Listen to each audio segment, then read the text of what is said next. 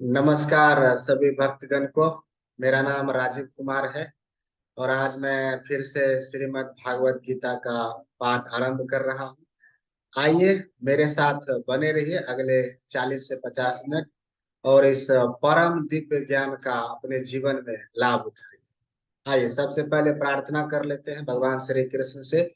हे प्रभु श्री कृष्ण, आज मैं फिर से श्रीमद् भागवत गीता का पाठ आरंभ कर रहा हूँ। आपसे मैं प्रार्थना करता हूँ कि आज मैं फिर से अच्छी तरह से इस परम दिव्य ज्ञान का अध्ययन करूं और इसका तात्पर्य भी अच्छे से समझूं, इसका अर्थ भी अच्छे से समझूं और अपने जीवन में इस परम दिव्य ज्ञान का लाभ उठाऊं, उपयोग में लाऊं।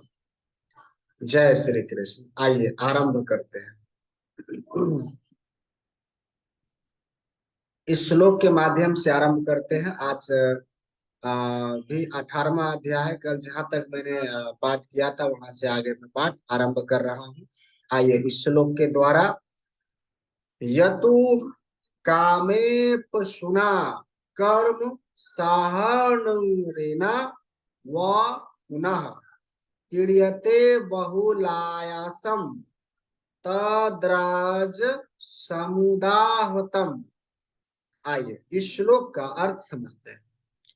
यहाँ पर इस श्लोक में कहा गया है कि लेकिन जो कार्य अपनी इच्छा पूर्ति के निमित्त प्रयास पूर्वक एवं मिथ्या अहंकार के भाव से किया जाता है वह रजोगुनी कहा जाता है। आइए अगला श्लोक का पाठ करते हैं। अनुबंधम क्षयम हिंसा मनेपेक्षम च पौरुषम। आइए इस श्लोक का अर्थ समझते हैं।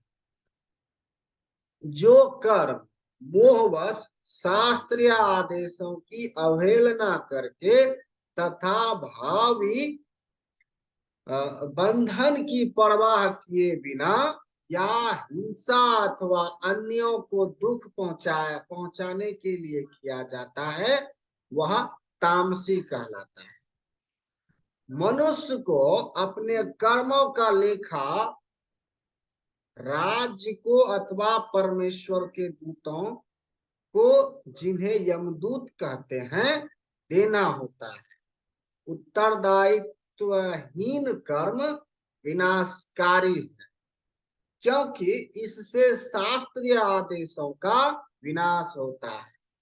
यह प्रायः हिंसा पर आधारित होता है और अन्य जीवों के लिए दुखदायी होता है। उत्तरदायित्व से हीन ऐसा कर्म अपने निजी अनुभव के आधार पर किया जाता है। यह मोह कहलाता है। ऐसा समस्त मोहग्रस्त कर्म तमोगुण के फलस्वरूप होता है। आइए अगले श्लोक का पाठ करते हैं। मुक्त क्षणोन्नवादी धृत्युत्साह संविनतः सिद्ध्यसिद्ध्योन्विकारः कर्ता सात्विक उच्यते। आइए इस श्लोक का अर्थ समझते हैं। जो व्यक्ति भौतिक गुणों के संसर्ग के बिना अहंकार रहित संकल्प तथा उत्साह पूर्वक अपना कर्म करता है और सफलता एवं असफलता में अविचलित रहता है वह सात्विक कर्ता कहलाता है। कृष्ण भावना में, आइए इसका तात्पर्य समझते हैं। कृष्ण भावना में व्यक्ति सदैव प्रकृति के गुणों से अतीत होता है। उसे अपने को सौंपे गए कर्म के परिणाम की कोई आकांक्षा नहीं रहती है, क्योंकि वह मिथ्या अहंकार तथा घमंड से परे होता है। फिर भी कार्य के पूरा होने तक वह सदैव उत्साह से पूर्ण रहता है।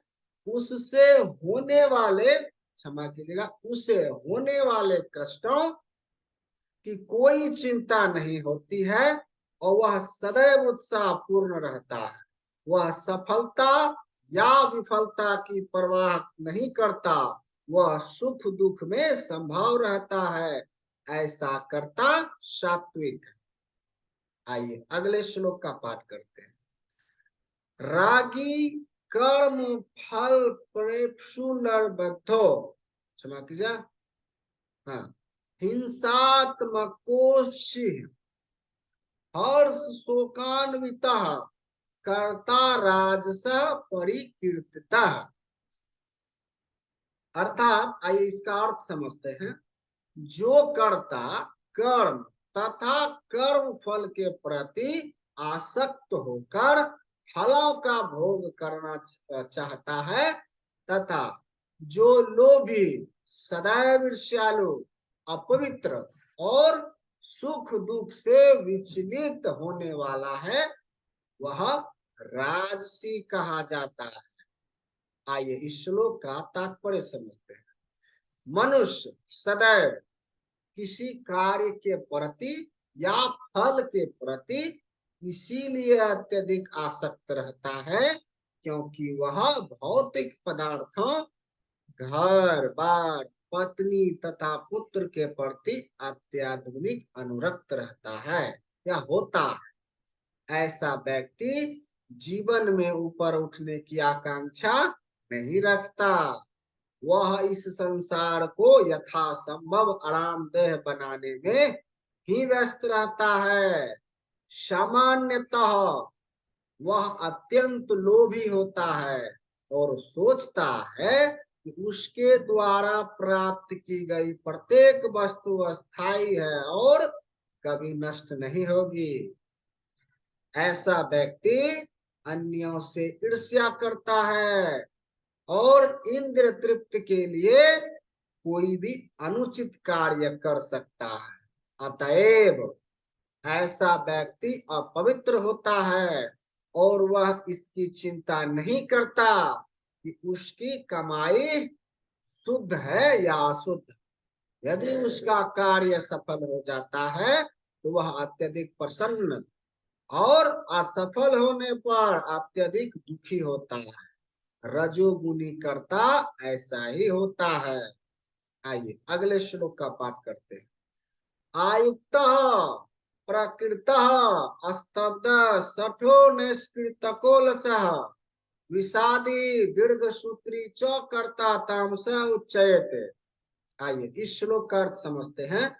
जो कर्ता सदा शास्त्रों के आदेशों के विरुद्ध कार्य करता रहता है, जो भौतिकतावादी, हठी, कपटी तथा अन्यों का अपमान करने में पट्टू है, क्षमा कीजिएगा, पटु है, तथा जो आलसी, सदैव खिन्न तथा काम करने में दीर्घसूत्री है, वह तमोगुणी कहलाता है। आइए श्लोक का तात्पर्य समझते हैं। शास्त्रीय आदेशों से हमें पता चलता है कि हम कौन सा काम करना चाहिए, क्षमा कीजिएगा, हमें कौन सा काम करना चाहिए और कौन सा नहीं करना चाहिए। जो लोग शास्त्रों के आदेशों की अवहेलना करके अकर्णीय कार्य करते हैं, प्रायः भौतिकवादी होते हैं। वे प्रकृति के गुणों के अनुसार कार्य करते हैं, शास्त्रों के आदेशों के अनुसार नहीं। ऐसे कर्ता भद्र नहीं होते।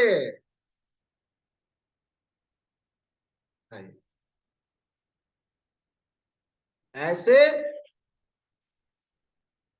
और नहीं होते और सामान्यतया सदैव कपटी, धूर्त तथा अन्यों का अपमान करने वाले होते हैं।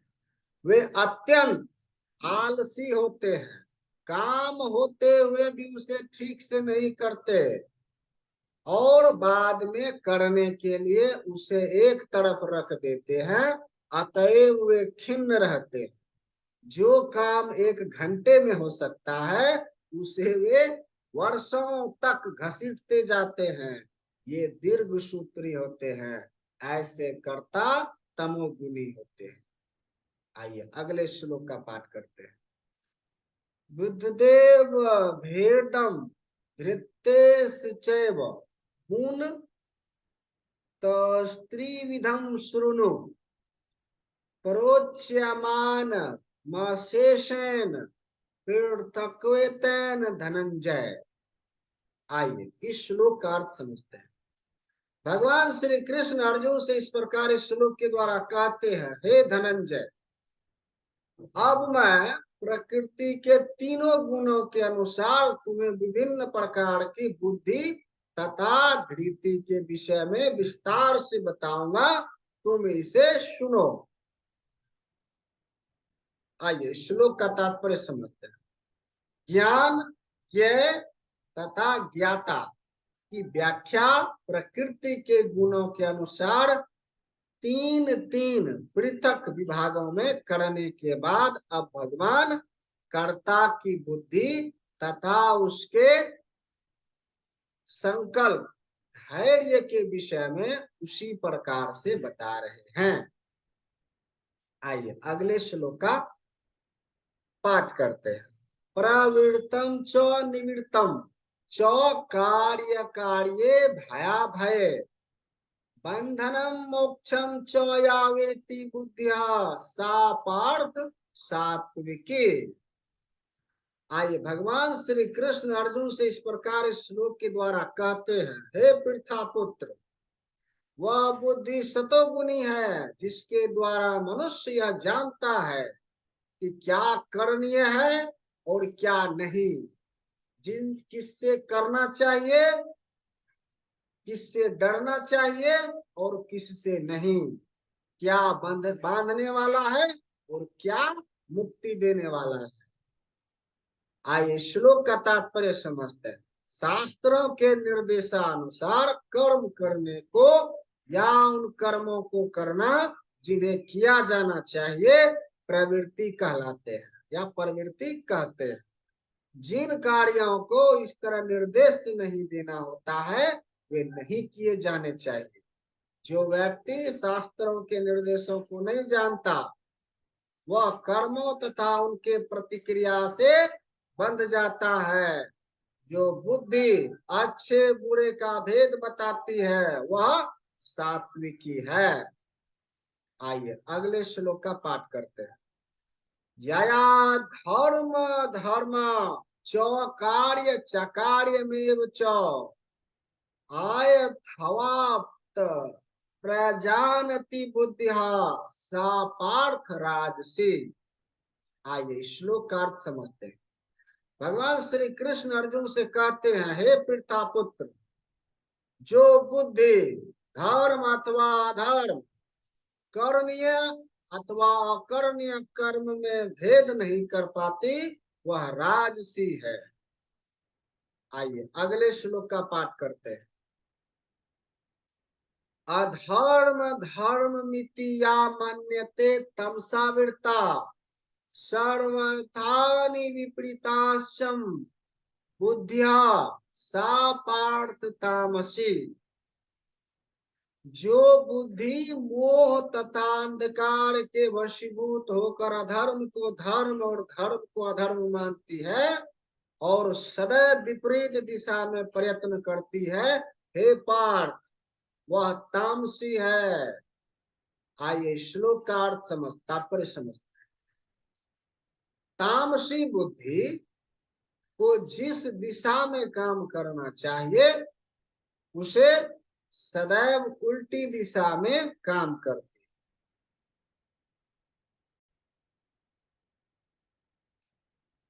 यह उन धर्मों को स्वीकारती है जो वास्तव में धर्म नहीं और वास्तविक धर्म को ठुकराती है। अज्ञानी मनुष्य महात्मा को सामान्य व्यक्ति मानते हैं और सामान्य व्यक्ति को महात्मा स्वीकार करते हैं। वे सत्य को असत्य तथा असत्य को सत्य मानते हैं। वे सारे कर्मों में कुपथ ग्रहण करते हैं, कामों में, अतएव उनकी बुद्धि तामसी होती है। आइए अगले श्लोक का पाठ करते हैं। धृत्याया धार्यते मनः प्राणेन्द्रिय क्रिया योगेन व्याविचारिण्या धृत्या सा पार्थ सात्विके। कहते हैं भगवान श्री कृष्ण अर्जुन से इस श्लोक के द्वारा, हे पृथापुत्र, जो अटूट है, जिसे योगाभ्यास द्वारा अचल रहकर धारण किया जाता है, और जो इस प्रकार मन, प्राण तथा इंद्रियों के कार्यकलापों को वश में करता है या वश में रखती है, वह धृति सात्विक है। आइए श्लोक का तात्पर्य समझते हैं। योग परमात्मा को जानने का साधन है। जो व्यक्ति मन, प्राण तथा इंद्रियों को परमात्मा में एकाग्र करके दृढ़ता पूर्वक उनमें स्थित रहता है, वही कृष्ण भावना में तत्पर होता है। ऐसी धृति सात्विक होती है। अविचारण्य शब्द अत्यंत महत्वपूर्ण है, क्योंकि यह सूचित करता है कृष्ण भावना मृत्यु में तत्पर मनुष्य कभी किसी दूसरे कार्य द्वारा विचलित नहीं होता। आइए अगले श्लोक का पाठ करते हैं।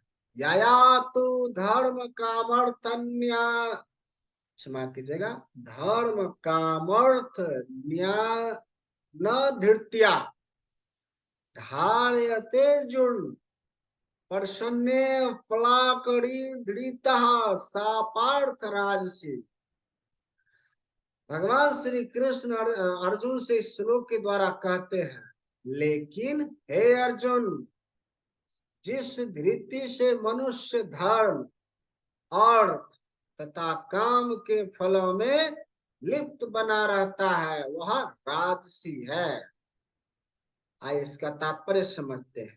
जो व्यक्ति धार्मिक या आर्थिक कार्यों में कर्म फलों का सदैव आकांक्षी होता है, जिसकी एकमात्र, क्षमा कीजिएगा, जिसकी एकमात्र इच्छा इंद्रिय तृप्त होती है तथा जिसका मन, जीवन तथा इंद्रियों इस प्रकार संलग्न रहती है, वह रजोगुनी होता है।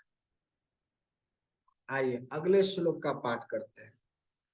यया स्वपरम भयम शोकम विषादम मदमेव च न विमुच्यते दुर्मेधा धृतः सा पार्थ तामसे।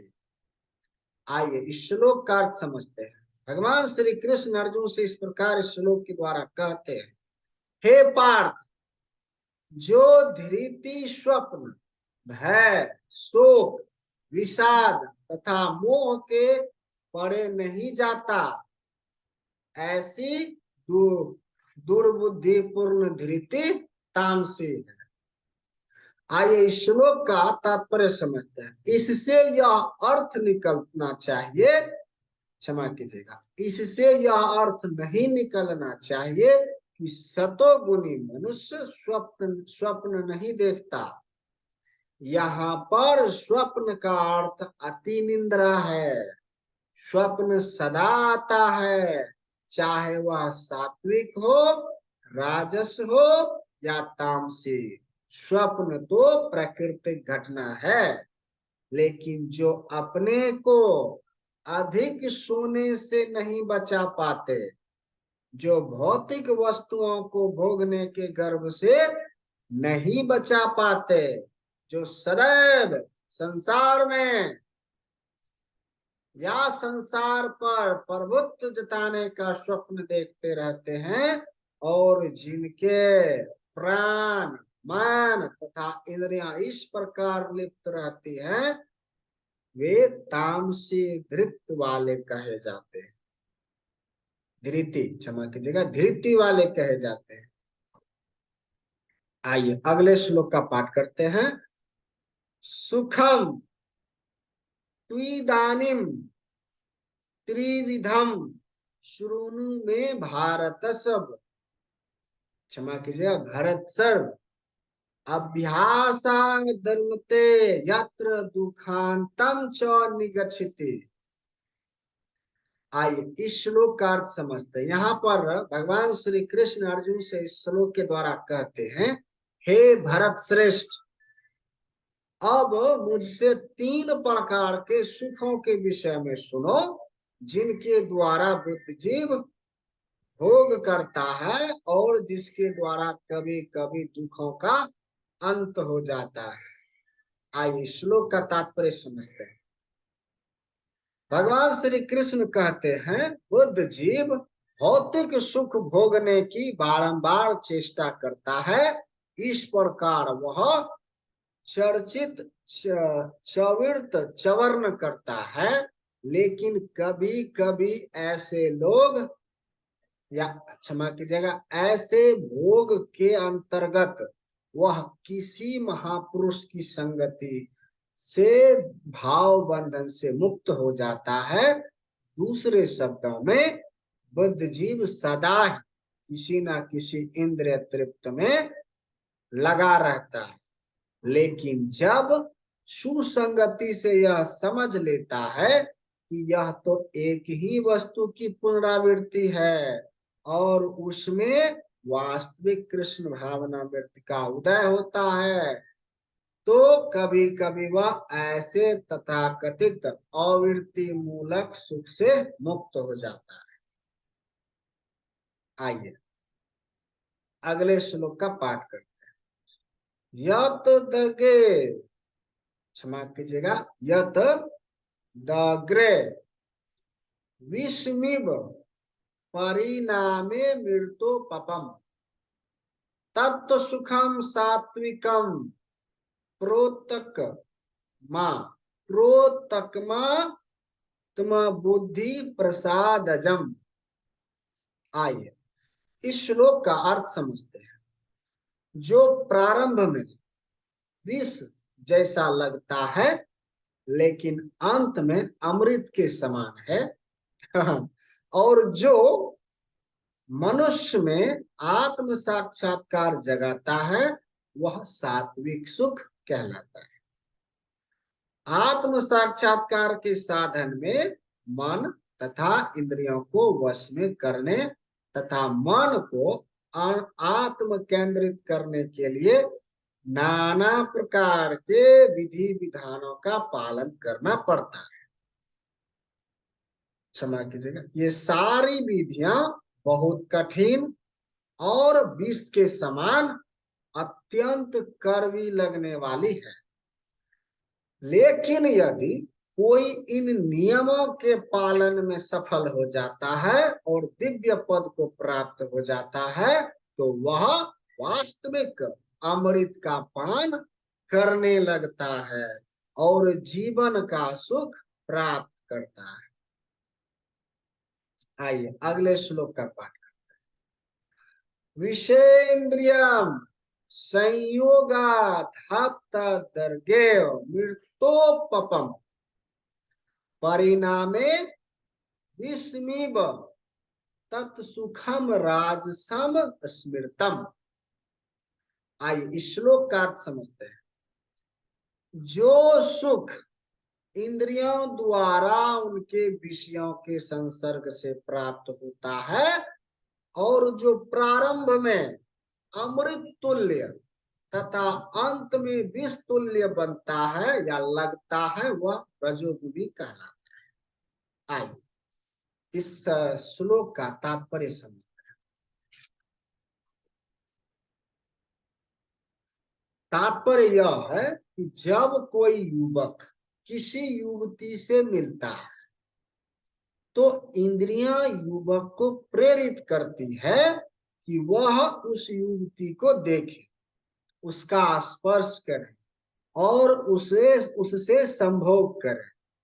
प्रारंभ में इंद्रियों को यह अत्यंत सुखकर लग सकता है, लेकिन अंत में या कुछ समय बाद वही विष तुल्य बन जाता है। तब वे विलग हो जाते हैं या उनमें विवाह विच्छेद हो जाता है। फिर शोक विषाद इत्यादि उत्पन्न होता है।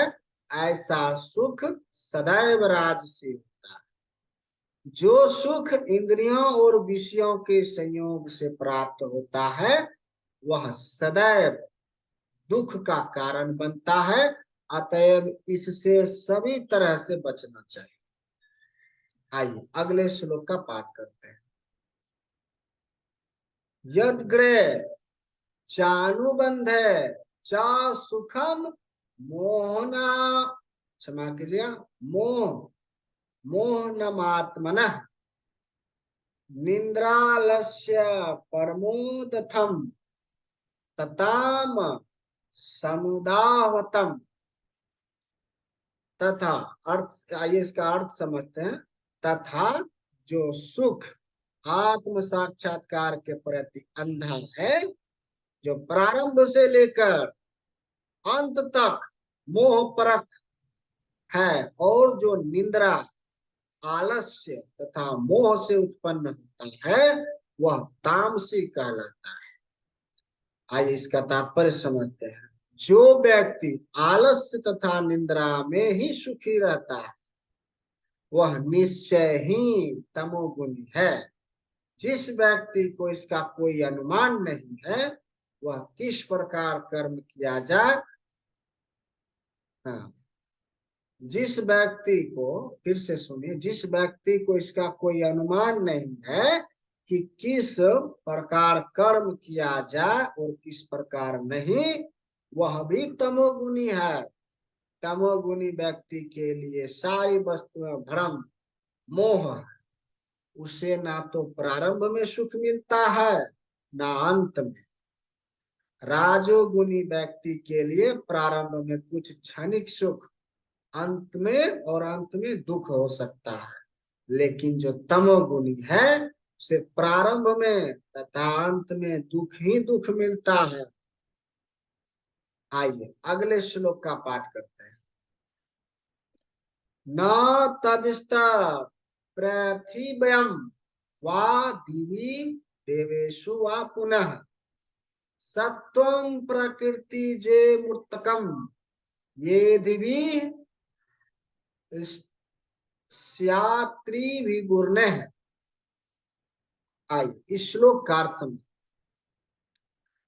इस लोक में यानी पृथ्वी लोक में, स्वर्ग लोक में या देवताओं के मध्य में कोई भी ऐसा व्यक्ति विद्यमान नहीं है जो प्रकृति के 3 गुणों से मुक्त हो। भगवान इस श्लोक में समग्र ब्रह्मांड के और ब्रह्मांड में प्रकृति के गुणों के प्रभाव को संक्षिप्त में विवरण दे रहे हैं। आइए क्या विवरण दे रहे हैं अगले श्लोक से समझते हैं। ब्राह्मण क्षत्रिय विषम शूद्रानाम च परंतप कर्माणि क्षमा कीजिएगा, प्रविभक्तानि स्वभाव प्रभवे गुणे। आइए इस श्लोक का अर्थ समझते हैं। यहाँ पर भगवान कहते हैं अर्जुन से, हे परंतप, ब्राह्मणों, क्षत्रियों, वैश्यों तथा शूद्रों में प्रकृति के गुणों के अनुसार उनके स्वभाव द्वारा उत्पन्न गुणों के द्वारा भेद किया जाता है। आइए अगले श्लोक का पाठ करते हैं। समोदमस्तपः शोचम छत्रा, क्षमा कीजिए, क्षानित्रजर्वमेव च ज्ञानम विज्ञानमस्तिकयम ब्रह्मकर्म स्वभावजम। आइए इस श्लोक का अर्थ समझते हैं। शांति प्रियता, आत्म संयम, तपस्या, पवित्रता, सहिष्णुता, सत्यनिष्ठा, ज्ञान, विज्ञान तथा धार्मिकता, ये सारे स्वाभाविक गुण हैं जिनके द्वारा ब्राह्मण कर्म करते हैं। आइए अगले श्लोक का पाठ करते हैं। शौर्यम तेजो धृति दक्षम युद्धे चाप्या पलायनम दानमीश्वर भावश्च छत्राम कर्म स्वभावजम। आइए इस श्लोक का अर्थ समझते हैं। वीरता, शक्ति, संकल्प, दक्षता, युद्ध में धैर्य, उदारता तथा नेतृत्व, ये क्षत्रियों के स्वाभाविक गुण हैं। आइए अगले श्लोक का अर्थ समझते हैं। कृषि गौरक्ष वाणिज्यम वैश्य कर्म स्वभावजम परिचार्यात्मक कर्म शूद्रस्यापि स्वभावजम। कृषि करना, गौरक्षा तथा व्यापार वैश्यों के स्वाभाविक कर्म है और शूद्रों का कर्म श्रम तथा अन्यों की सेवा करना है। ये उनके स्वाभाविक कर्म है। आइए अगले श्लोक का पाठ करते हैं। स्वेव स्वेव कर्मण्यविरतः संसिद्धं लभते नरः स्वकर्म निरन्तः सिद्धिं यथा विनदति कृच्छ्नः।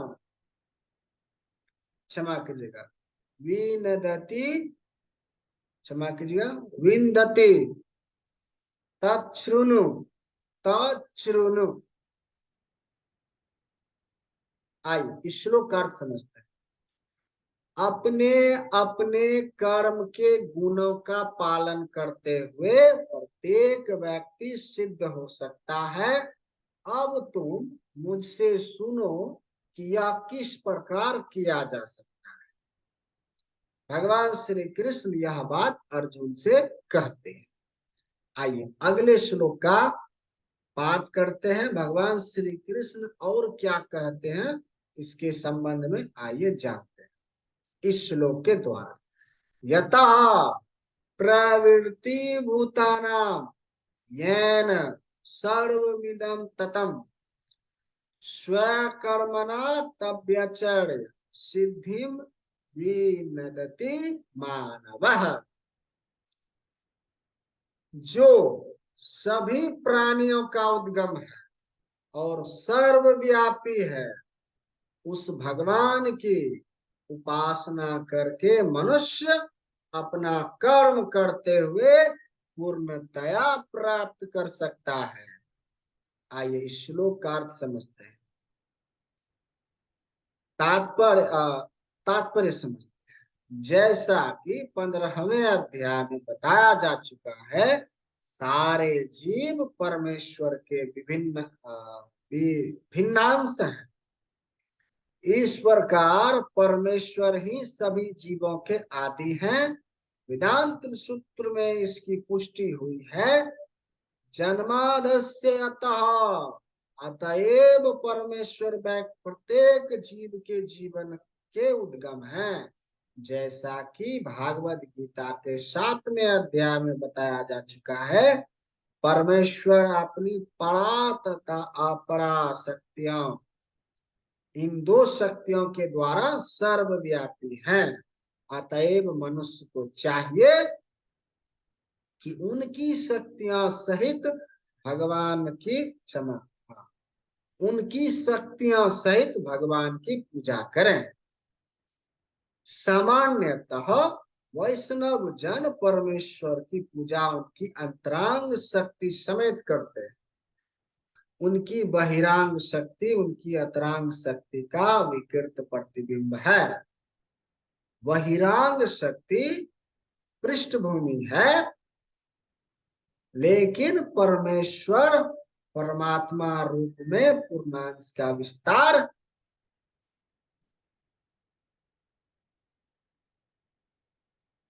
करके सर्वत्र स्थित है। वे सर्वत्र समस्त देवताओं, मनुष्यों और पशुओं के परमात्मा हैं। अतएव मनुष्य को यह जानना चाहिए कि परमेश्वर व्यक्ति को या परमेश्वर का विभिन्न अंश होने के कारण उसका कर्तव्य है कि वह भगवान की सेवा करे। प्रत्येक व्यक्ति को कृष्ण भावनामृत में भगवान की भक्ति करनी चाहिए। इस श्लोक में इसी की संतुति की गई है। प्रत्येक व्यक्ति को सोचना चाहिए कि इंद्रियों के स्वामी ऋषिकेश द्वारा वह विशेष कर्म में प्रवृत्त किया गया है। अतएव जो जिस कर्म में लगा है उसी के फल के द्वारा भगवान कृष्ण को, श्री कृष्ण को पूजना चाहिए। यदि वह इस प्रकार से कृष्ण भावना मैं होकर सोचता है तो भागवत की कृपा से वह पूर्ण ज्ञान प्राप्त कर लेता है। यही जीवन की सिद्धि है। भगवान ने भागवत गीता में कहा है, तेषामहं समुद्धर्ता, परमेश्वर स्वयं ऐसे भक्त का उद्धार करते हैं। यही जीवन की सर्वोच्च सिद्धि है। कोई चाहे जिस वृत्ति परक कार्य में लगा हो, यदि वह परमेश्वर की सेवा करता है तो उसे सर्वोच्च सिद्धि प्राप्त होती है। आइए अगले पाठ का, जो अगले श्लोक का पाठ करते हैं।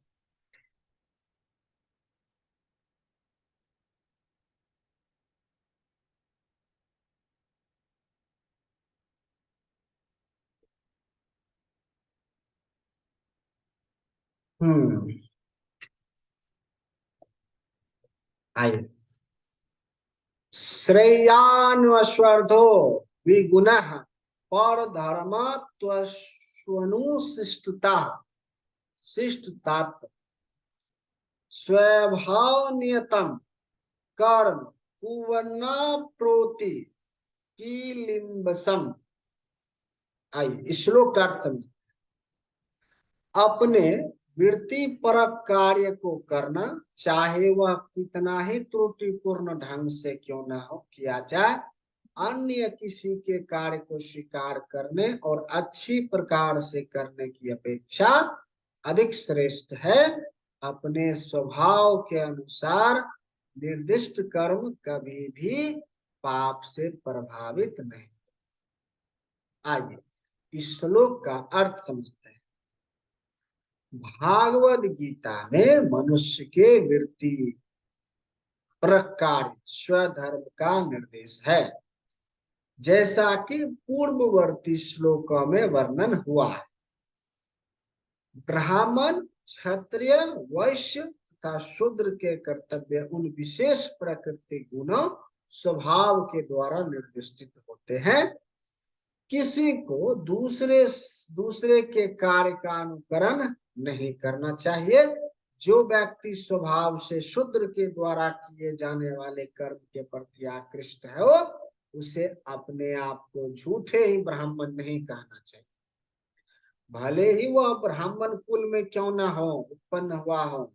इस प्रकार प्रत्येक व्यक्ति को चाहिए कि वह अपने स्वभाव के अनुसार कार्य करे। कोई भी कर्म निकृष्ट गर्हित नहीं है यदि वह परमेश्वर की सेवा के लिए किया जाए। ब्राह्मण का वृत्ति परक कार्य निश्चित रूप से सात्विक है, लेकिन यदि कोई मनुष्य स्वभाव से सात्विक नहीं है तो उसे ब्राह्मण के वृत्ति परक कार्य धर्म का अनुकरण नहीं करना चाहिए। छत्र या प्रशासक के लिए अनेक गर्हित बातें हैं। क्षत्रिय को शत्रुओं का वध करने के लिए हिंसक होना पड़ता है और कभी कभी कूटनीति में झूठ भी बोलना पड़ता है। ऐसी हिंसा तथा कपट राजनीतिक मामला में चलता है, लेकिन क्षत्रिय से यह आशा नहीं की जाती है कि वह अपने वृत्ति पर कर्तव्य का त्याग कर ब्राह्मण के कार्य करने। मनुष्य को चाहिए कि परमेश्वर को प्रसन्न करने के लिए कार्य करे।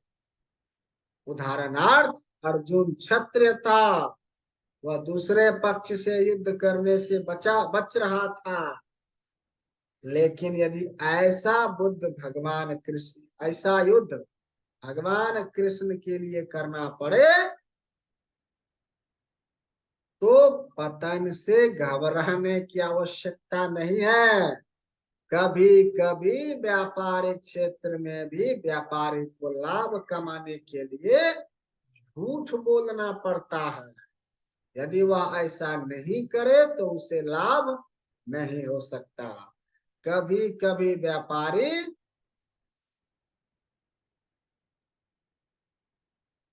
कहता है, अरे मेरे ग्राहक भाई, मैं आपसे कोई लाभ नहीं ले रहा। लेकिन हमें यह समझना चाहिए कि व्यापारी बिना लाभ के जीवित नहीं रह सकता। अतएव यदि व्यापारी यह कहता है कि वह कोई लाभ नहीं ले रहा है तो इसे एक सरल झूठ समझना चाहिए। लेकिन व्यापारी को यह नहीं सोचना चाहिए कि चूंकि वह ऐसा कार्य में लगा है जिसमें झूठ बोलना आवश्यक है, अतएव उसे इस व्यवसाय वैश्य कर्म को त्याग कर ब्राह्मण की वृत्ति ग्रहण करनी चाहिए। इसकी शास्त्रों द्वारा संतुति नहीं की गई है। चाहे कोई क्षत्रिय हो, वैश्य हो या शूद्र, यदि वह इस कार्य से भगवान की सेवा करता है तो कोई आपत्ति नहीं है। कभी कभी विभिन्न यज्ञों का संपादन करते समय ब्राह्मणों को भी पशुओं की हत्या करनी होती है, क्योंकि इन अनुष्ठानों में पशु की बलि देनी होती है। इसी प्रकार यदि क्षत्रिय अपने कार्य में लगा रहकर शत्रु का वध करता है तो उस पर पाप नहीं चढ़ता। तृतीय अध्याय में इन बातों की स्पष्ट एवं विस्तृत व्याख्या की जा चुकी है। हर मनुष्य को यज्ञ के लिए अथवा भगवान विष्णु के लिए कार्य करना चाहिए, निजी इंद्रिय तृप्ति के लिए नहीं किया जाना चाहिए। या निजी इंद्रिय तृप्ति के लिए किया गया कोई भी कार्य बंधन का कारण है। निष्कर्ष यह निकला कि मनुष्य को चाहिए अपने द्वारा अर्जित विशेष गुण के अनुसार कार्य में प्रवृत्त हो और परमेश्वर की सेवा करने के लिए ही कार्य करने का निश्चय करें। तो भक्तगण, आज का पाठ यहाँ पर विराम देते हैं, संपन्न करते हैं। आगे का पाठ यहाँ से आगे करेंगे अगले दिन। आइए समापन करने से पहले भगवान श्री कृष्ण का धन्यवाद करते हैं और साथ ही क्षमा भी मांगते हैं। आइए, जय श्री कृष्ण। हे प्रभु श्री कृष्ण, आपने हमारी सहायता की इस परम दिव्य भागवत गीता के श्लोक का पाठ करने, अर्थ समझने और उसका तात्पर्य समझने में। मैं आपका धन्यवाद करता हूँ और साथ ही क्षमा मांगता हूँ कि अगर इस दिव्य परम दिव्य ज्ञान का अध्ययन करने में, पाठ करने में, पढ़ने में, समझने में या सुनने में कोई त्रुटि हो गई हो तो मुझे क्षमा कर दें और मुझे साथ ही आशीर्वाद प्रदान करें। मैं आगे इसे और अच्छे तरीके से इसका अध्ययन करूं, इसके पाठ का श्लोक का पाठ करूं, अर्थ समझूं और तात्पर्य भी समझूं और अपने जीवन में इस परम दिव्य ज्ञान का उपयोग एवं लाभ उठाऊं। जय श्री कृष्ण।